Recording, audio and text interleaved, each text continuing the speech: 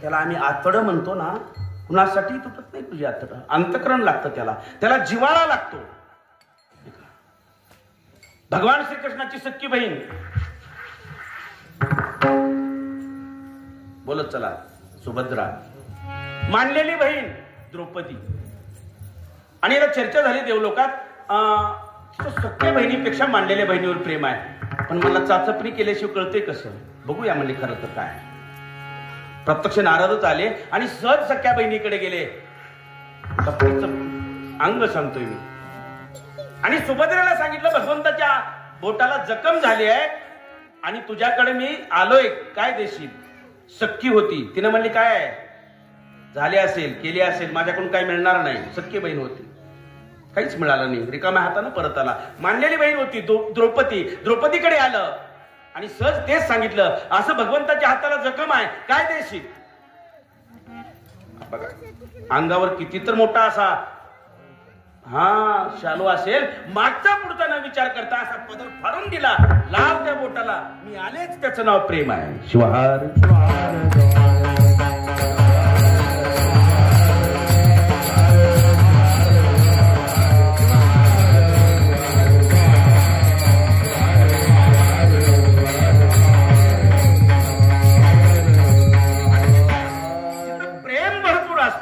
प्रेमानं सुद्धा देव होत नाही. प्रेमाचा अंकित पार्वतीचा पती न सोडी संगती प्रेमळाची, नाही का?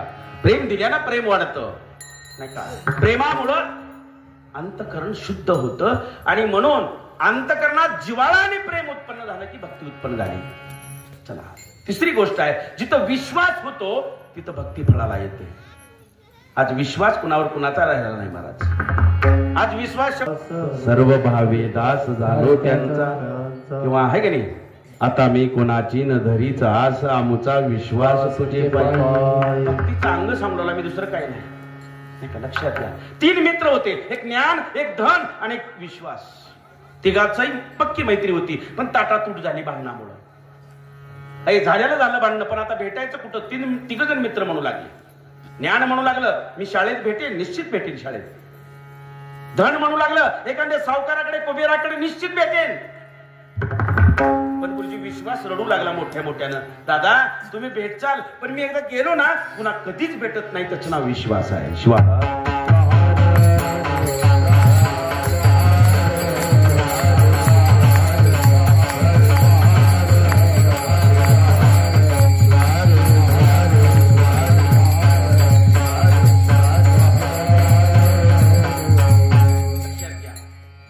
नम्रता, विश्वास, प्रेम ही अंतकरणाची म्हणजे भक्तीचे हे अंग आहेत. हे अंग सांगलं त्याला भक्ती म्हणावं.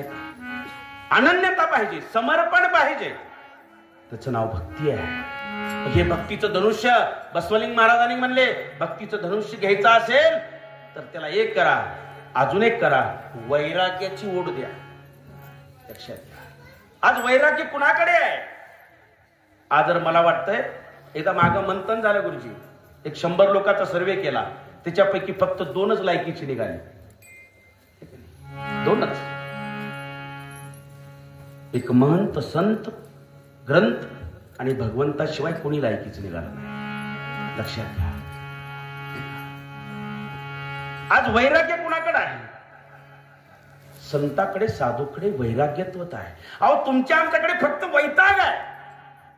तुम्ही आम्ही सगळी वैतागलेली माणसं आहोत, नाही का? सामान्य जीव जगत असताना वैतागपूर्ण जीवन आहे.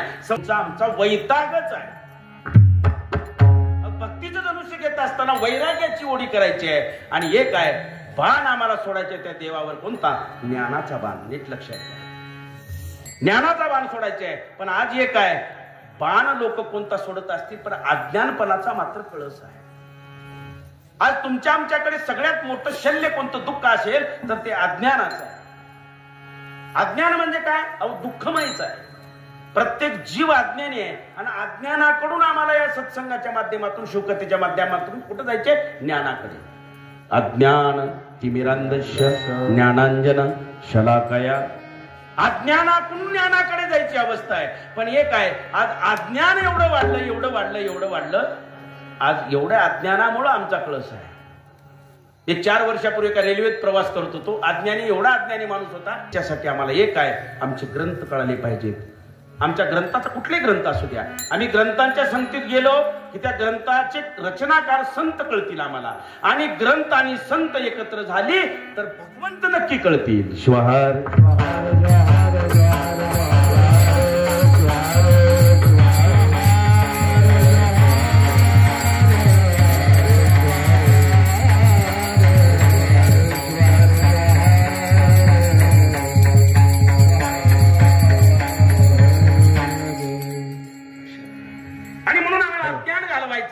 आमच्यातला अविचार घालवायचा आहे, आमच्यातली बरगळ घालवायची आहे, नाही का? तर मग हे भक्तीचं सांगितलं धनुष्य, नाही का? वैराग्याची ओढी आणि ज्ञानबाण सोडी देवावरी. मग भक्तीचा धनुष्य आम्हाला घेतलं पाहिजे. भक्ती एकदा उत्पन्न आमच्या अंतःकरणात झाली तर तिथं आम्हाला काय होईल? ज्ञानाची प्राप्ती होईल, वैराग्याची प्राप्ती होईल. आणि एकदा हे सगळं संपन्न झालं, एकदा सगळं आमच्या अंतःकरणामध्ये झालं तर मन पवित्र होतं, चित्त चैतन्यमय अवस्थेत होतं. आणि याच्यातून एकच कळतं, अहम ब्रह्मास्मी. कधी जाणीव होते, अरे काही जायचं नाही. कधी कधी तुकोबाची भाषा मला वाटते की का कुठंच जायची गरज नाही, भक्ती करत असताना, नाही का? ठायेच बैसोनी करा एक चित्ती, नाही का? केव्हा आहे का नाही? काही जायची गरज नाही. एका ठिकाणी जरी बसलं तर भक्ती होते, लक्षात घ्या. आणि या भक्तीचं माध्यम जर काय असेल, बऱ्याच लोकांना वाटतं आज एवढं देवदेव झालं, एवढं देवदेव झालं, एवढं देवदेव झालं. एकाने मला सहज प्रश्न विचारला की खरंच महाराज तुम्ही देव बघितला होता? अजून तर 15-20 वर्षे ह्या खेच्यात फिरू लागला, अजून तर मला बघितला नाही, स्वप्नातही आला नाही. त्याला मी सहज विचारलं तू तर कधी बघितलास का? त्यानं म्हणला मी बी 80-90 वर्ष झालं हरिपाठ म्हणता, शिवपाठ म्हणता, नाही का, प्रवचन ऐकता, भजना न करता, अजूनही माझ्याही स्वप्नात आणली, कधी भेट बी दिला नाही. खर तर देव भेटणं पाहणं ही खरी वस्तू नाही, तर देव होणं ही गरज आहे, लक्षात घ्या. देव पाहण्या गेलो देवची होऊन या ठेलो, नाही का? अहो देव पाहता पाहता एक दिवशी देव मीच होणं, हीच खरी परमार्थाची अवस्था आहे, हीच खरी वैचारिक ज्ञानाची अवस्था आहे, ही खरी अर्थानं आमच्या जीवनातली अवस्था ही आहे, लक्षात. आणि म्हणून एकदा आमच्याकडे वैराग्य प्राप्त झालं, ज्ञान प्राप्त झालं तर त्याची परिणिती काय झाली दुसऱ्या चरणात?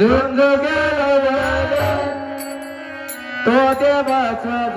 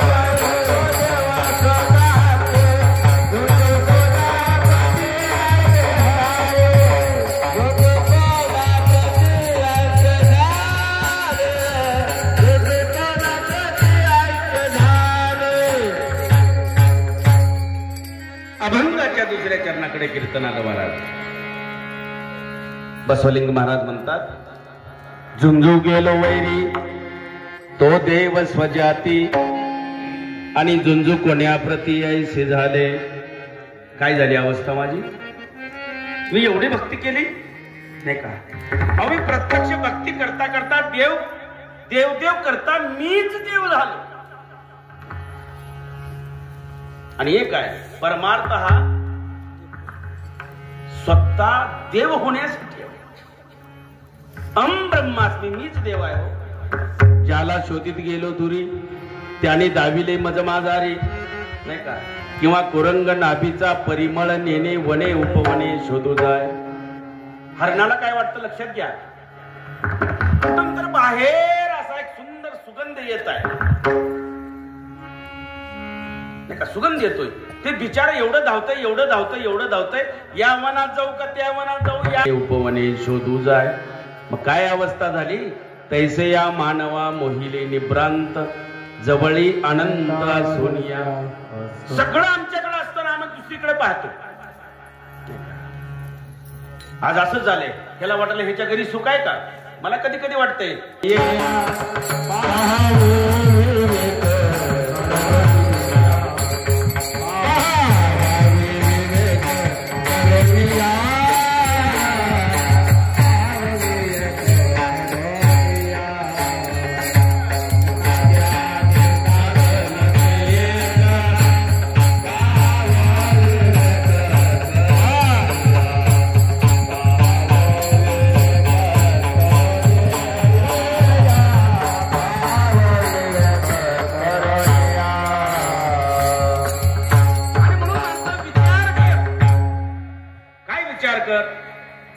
साधनं भरपूर असतील, पण साध्य काय झालं? पण एक साधन सापडलं आमच्या शिवदास माऊली सारख्या संतांना. यात साध्य आणि साधन ते एक, पहावावी विवेक करुनिया.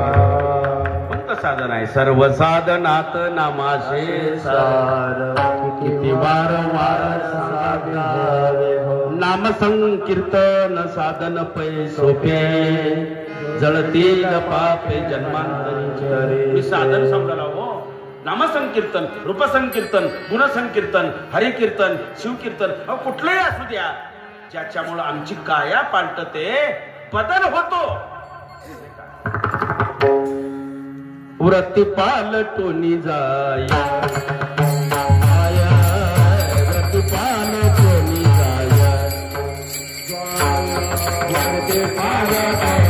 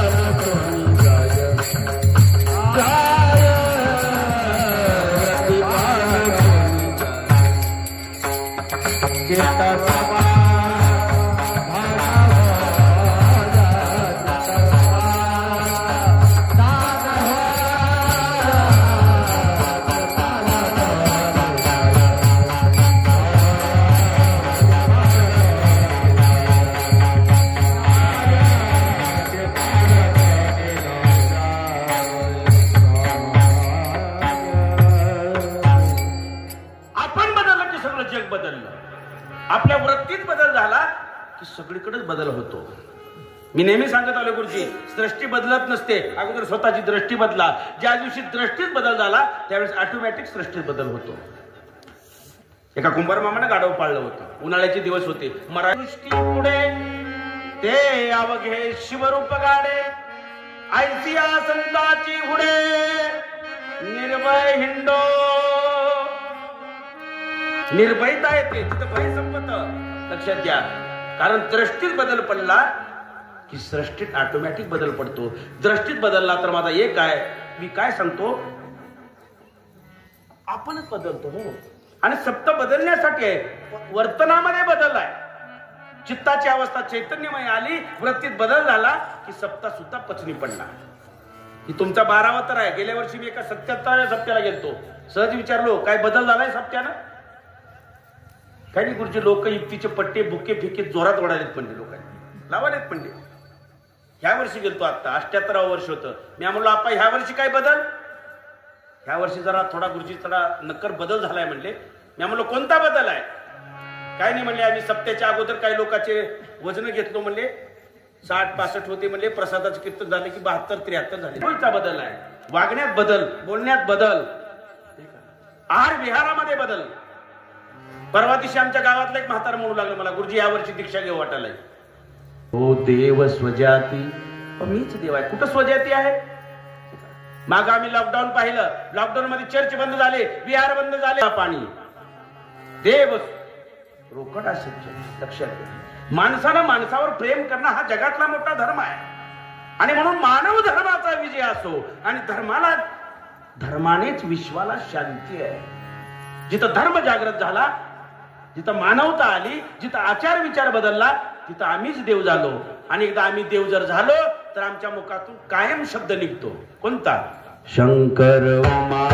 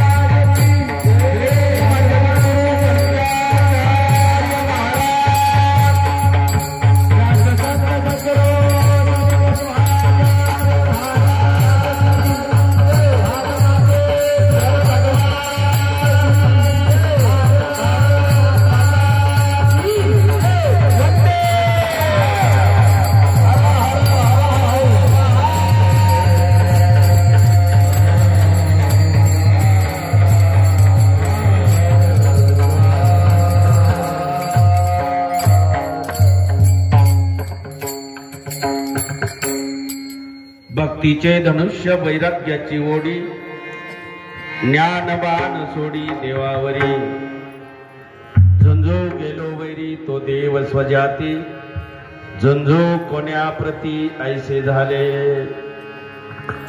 कीर्तनाचा पूर्वार्ध संपलेला आहे. अनुभव व्यक्त करत असताना भक्तीची महिमा सांगतात की बाबा नेमकी भक्ती म्हणावं कशाला. आणि एक दृष्टांत सिद्धांत दिला. जसं प्रभू रामचंद्रानं अधर्मावर धर्माचा विजय मिळवला, अनितीवर नीतीचा विजय मिळवला, तसं आम्हाला जीव शिव ऐक्य करायचा असेल, नाहीतर तो देव आपला करायचा असेल, नव्हे नव्हे देवच व्हायचा असेल, तर भक्ती ही सगळ्यात सामर्थ्यवान शस्त्र आहे, नाही का. अनेक उदाहरण आहेत आपल्याकडे, अनेक भक्त सुद्धा आहेत. अनेक कथा सांगता येतील, गुरुजीने सांगितले असतील. चंडाची कथा आहे. चंडादी सदभक्त भक्तीच आहे.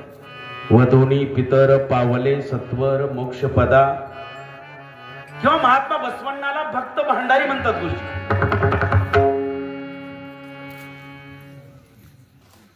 अनेक भक्त आहेत. कृष्णा सुदाम्याचे सुद्धा असतील, मैत्री असेल, पण सामर्थ्य भक्तीच आहे. भक्ती म्हणजे भाव, समर्पण. मी मगाशी सांगितलं, अनन्यता, प्रेम जिथं उत्पन्न होतं ना महाराज, जिथं नम्रता आहे, हे भक्तीचं धनुष्य घेऊन आम्हाला वैराग्याची ओढ द्यायची या माध्यमातून आणि ज्ञानाची प्राप्ती करायची आहे. बाण सोडायचा कोणता? ज्ञानाचा. पण आम्ही झुंजू लागलो वेगळ्या गोष्टीत. वैरत्व आम्ही पटकरलं. आज कोणच कुणाला चांगलं समजायला तयार नाही. आज कुठेही जाऊ द्या महाराज, तुमचंच नाही.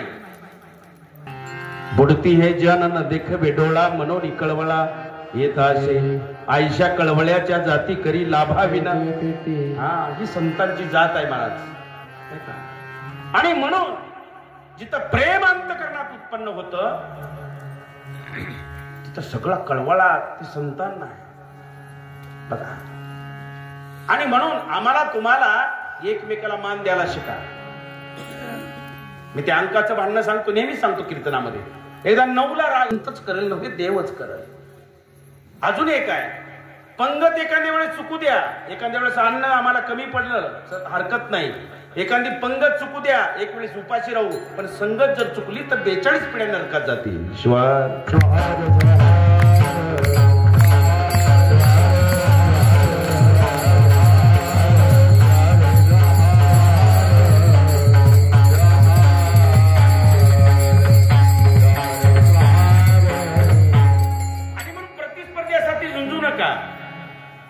झुंजू गेलो वैरी नाही का. अहो देवच स्वजाती म्हणजे मीच देव आहे. तुमचं बरं आहे, सर्वधर्मी अखंड शिवनाम सप्ताह आहे. काय काही लोक आमच्याकडे काही वेडे लोक म्हणू लागले, हे भजन महादेवाचं भजन म्हणले की ते कर माझे जुळत. लक्षात घ्या, याती कुळ गोत्र न पाहे शंकर भक्ताचे माहेर स्वामी माझा. भक्ताचं माहेर म्हणजे भगवान शंकर आहे. आणि तिथून ही परंपरा आहे सगळ्या जगातली. आदिनाथ गुरु सकळ सिद्धाचा मचिंद्र तयाचा मुख्य शिष्य मचिंद्राने बोध गोरक्षा शिकेला. गोरक्ष ओळला गैनी प्रति गैनी प्रसादे निवृत्ती दातारा ज्ञान देवसार. मग हे ज्ञानबाण सोडायचं आहे. ज्ञानाची उत्पत्ती तिथून आहे. आदिनाथ म्हणजे भगवान शंकरापासून आहे. भगवान शंकराला नेत्र किती? 3. ज्ञान हाच माणसाचा 3रा डोळा आहे. लक्षात घ्या, ज्ञानाची परंपरा तिथून आहे. आणि म्हणून कुठेही जावा, 6 शास्त्र, 4 वेद, 18 पुराण, आगम निगम श्रुती सगळ्याच अभ्यास केला आम्ही नाही का. तर तिथंच आहे 18 ही पुराणे शिवलीला गाती ऐसा उमापती समर्थ. जो सामर्थ्यवान तिथं देव आहे. म्हणून देव विशिष्ट जातीचा नसतो, तो भावाचा आणि भक्तीचा असतो. लक्षात घ्या. परंतु आम्ही वेगळ्या खटाटोकीत लागलो महाराज नाही का. एकमेकाला संघर्ष. मानवपा जन्माला यावे लोकांच्या घरात. आज तसंच वाटतंय. पण आम्हालाही असं वाटलं पाहिजे, काय होऊ नये, आमच्या घरी काय जन्मू नये. मी जीवनाचा शिल्पकार आहे. म्हणून मला एक सांगायचं आहे, आज खटाटोपी जास्त वाढल्या. मग तिथं सत्ता असेल, संपत्ती असेल, सौंदर्य असेल नाही का. आज मान सत्काराची तू न धरी चाड विषयाची वाढ होऊ नये.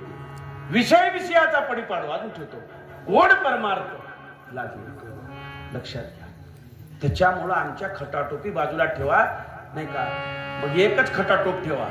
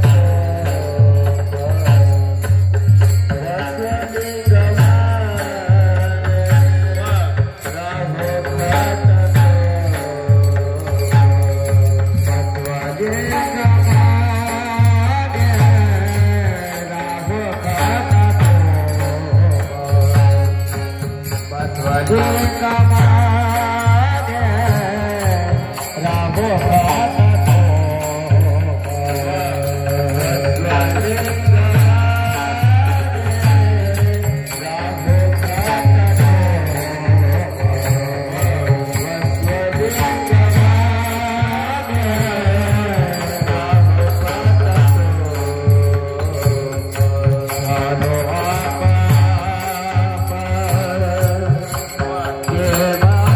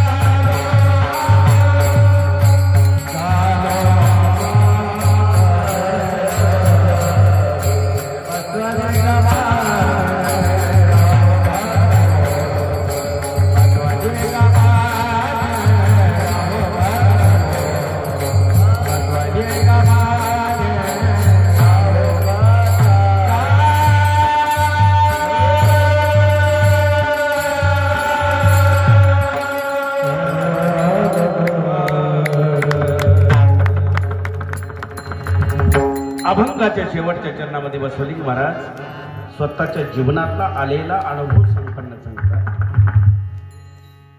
बसवलिंग म्हणे राहू खटाटोप आणि शेवटी सांगतात की झालो आपोआप देवच मी. हे देवा मीच देव झाले. खटाटोप बंद झाली. आता प्रपंचातली खटाटोप बंद, सत्ता बंद, संपत्ती बंद, एकमेक आपोआप देवच मी.